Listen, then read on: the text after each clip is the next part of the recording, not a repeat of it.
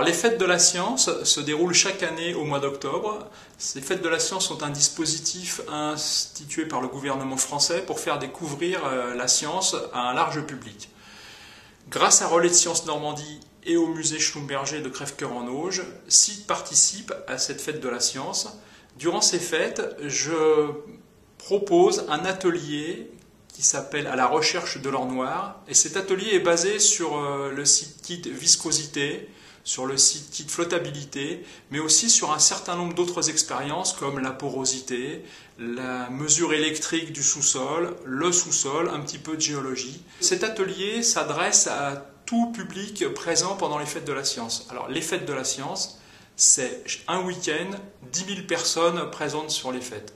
À Caen, ça signifie sur notre stand entre 5 à 600 personnes pendant 2 jours, sans arrêt, des groupes de 40 à 50 personnes, 20 minutes chaque groupe.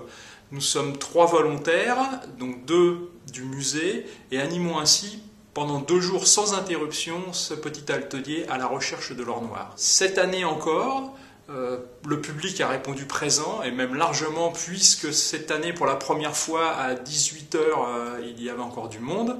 L'avenir des fêtes de la science, c'est l'année prochaine, 4 jours cette fois-ci, dont 2 jours dédiés essentiellement aux scolaires sur rendez-vous. Ce qui permettrait de cibler un peu plus notre discours au niveau scientifique, puisque à l'avance, nous saurons ainsi si nous aurons face à nous des collégiens, des lycéens, ou voire même des élèves de CM2. Alors que durant ces interventions du public, j'ai envie de dire, cela va du père avec son nourrisson dans les bras jusqu'à la personne qui est à la retraite depuis très très longtemps.